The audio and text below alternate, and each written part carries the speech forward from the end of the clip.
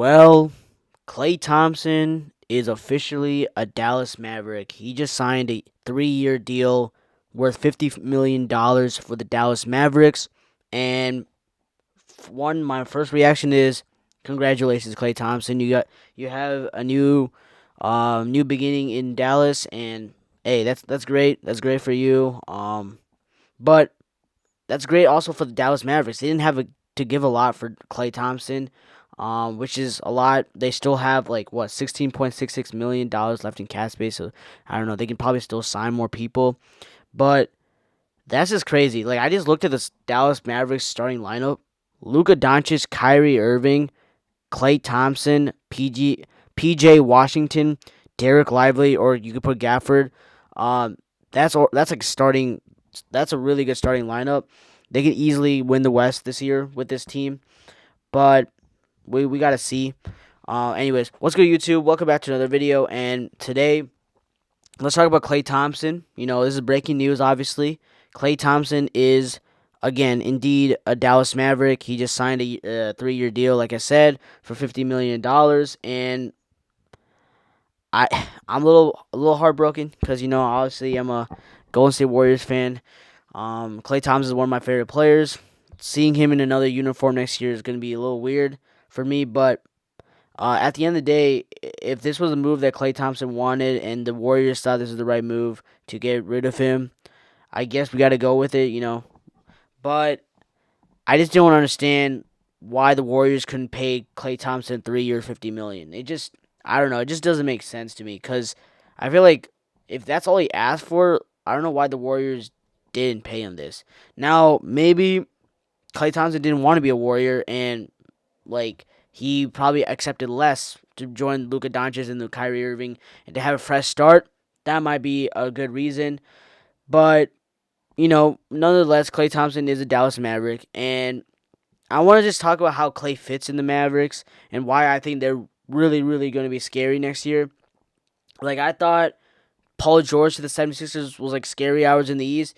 Yeah, the Mavericks getting Klay Thompson is scary hours in the West, and that's way more better than because the fact that you're like if you're a top team in the West, that's better than being the top teams in the East because the East is probably only 3 teams. In the West, I can see there's like 8 to 9 teams that can like actually compete for the title. So the reason why I think Klay Thompson fits perfectly with the Mavericks is because he's a guy who is a spot up shooter. He can just shoot. He can give you a three. He can give you 18, 20 points any given night. And with Kyrie Irving, Luka Doncic, he's going to get wide open threes. And the problem with the Mavericks last year's was in the finals, especially, is that 3-point shooting. They could not shoot threes to save their life. And guess who's a really good 3-point shooter? Klay Thompson. His down year, he had 39% from three. After the All-Star break, he shot 41% from three. That's above average. In his down year, he's shooting above average. So that's really good pickup. And then I feel like he still has some good defense. I feel like, yes, he's not the same defender he used to be, but he's still a good 3-and-D guy. I wouldn't really say he's an elite defender, but he's still a decent, really decent player. And with this move, they got rid of Josh Green. So with that move, I feel like if they get rid of Josh Green, they're saying, okay, we're all in. We're trying to win the championship. And that makes so much sense because they went to the finals last year. They had the insanity run. And this year, I feel like it's not going to be an insanity run because they're actually going to be a favorite to win a lot of series this season. They're going to be the favorites to probably win the West now. Now, a lot of people, I've talked to some of my friends, and they're saying that Klay Thompson should probably come off the bench. I actually personally do not believe that. I think Klay Thompson should definitely be a starter. You don't pay Klay Thompson that money to be off the bench. And the thing is, you got rid of Derrick Jones Jr., right? So that position's need, and you're not starting Najee Marshall over Klay Thompson. Like, you're not doing that, right? So Klay Thompson, you could probably play small forward. You have Luka Doncic as shooting guard. You have Kyrie Irving at the point guard. Or you can put Kyrie at shooting guard, Luka at point guard, and then you put Klay Thompson at small forward. I think you could put. I would personally put PJ Washington at power forward, and then I would put. I guess I'll put Derek Lively at the 5. I was thinking maybe putting Gafford, but I think yeah, Derek Lively is definitely better. I think he'll definitely improve. So yeah, I think that would be a really good lineup change for the Mavericks. I think he perfectly fits with them. He's gonna get wide open shots. He's gonna succeed with the Mavericks. Kyrie Irving and Luka Doncic. One thing that they're really really good at is getting the role players involved and getting them 3-point shots. Last year they just did not make their shots. That's the reason why the Celtics won the finals. Also, the Celtics also outplayed them, but like they just could not make a three to save their life. So getting 3-point shooting, getting the elite shooter, getting one of the best shooters of all time on your team who still got it in them is a very, very good deal. With only 3 years, $50 million on that contract. Dallas Mavericks, I'm giving an A plus for this deal for you guys. Like in the when it came to free agency, I don't give many A pluses, but this is an A plus. This and Paul George going to Philly, 2 A plus moves I've seen this free agency. What a free agency I've seen, man. But again, Klay Thompson, I expect a resurgence year from him. I think this is the year Klay Thompson comes back to his form.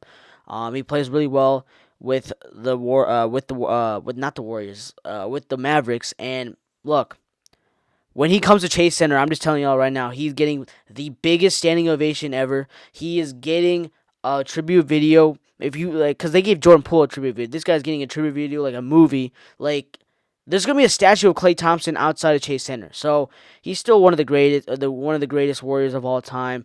Very happy for him.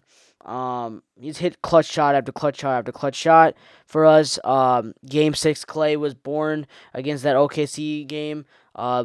Going down in Toronto, hitting big threes, and then coming after a torn ACL, shooting those 2 free throws, probably one of the loudest ovations we've seen in the modern NBA, and then coming back, helping the Warriors win a championship after 2 grueling ACL and Achilles injuries on 2 different legs. I mean, the effort and the will is there for Klay, so I'm happy to see him succeed. I'm happy to see him go to another team that really believes in him. Would I wish the Warriors kept him? Yeah, obviously. Klay's one of my favorite players. He always will be a Warrior for life, but sometimes business is business. So yeah, that's gonna wrap it up for this video.